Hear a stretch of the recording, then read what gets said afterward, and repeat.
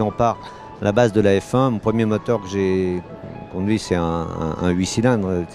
Ford, en dehors de Ford, il n'y avait que Ferrari, qui était déjà avec le 12 cylindres. Moi, je retiens une chose de cette époque.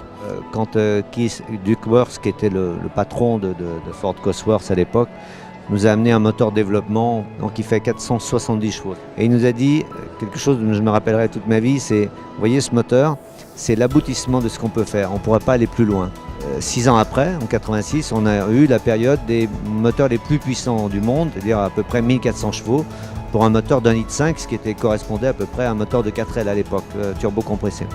On était un peu au balbutiement dans cette période. Alors, c'était quoi les contraintes à l'époque? C'était température, c'était le poids, consommation. On a été obligé d'emmener énormément d'essence par rapport à ceux qui étaient en moteur atmosphérique. Donc, sur des circuits assez rapide, on s'en sortait. Sur des circuits très serrés, on embarquait 30, 40, 50 kg des moments d'essence en plus.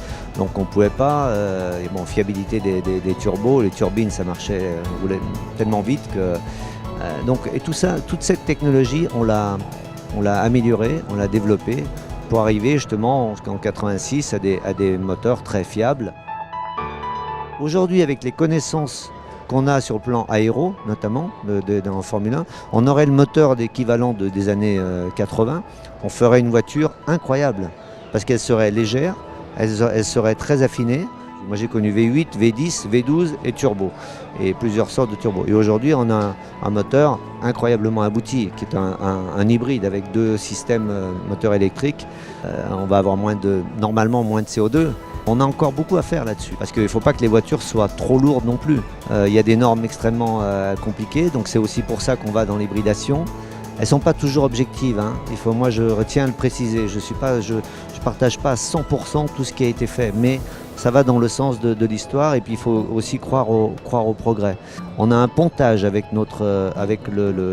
les voitures de série, c'est-à-dire tous ces systèmes électriques, par exemple sur la nouvelle Clio, le moteur hybride qu'on aura, qui vient l'année prochaine, il a été vraiment conçu en plus qu'un partenariat croisé avec les équipes de Renault F1, puisque les gens du produit, à la base de ce moteur en 2013, ont aidé d'une certaine manière l'un et dans l'autre, et les connaissances qu'on a eues, notamment en termes de récupération d'énergie, de gestion de l'énergie surtout, sur la nouvelle Clio l'année prochaine, on verra un système qui est extrêmement abouti, totalement dérivé de ce que l'on fait dans la course automobile.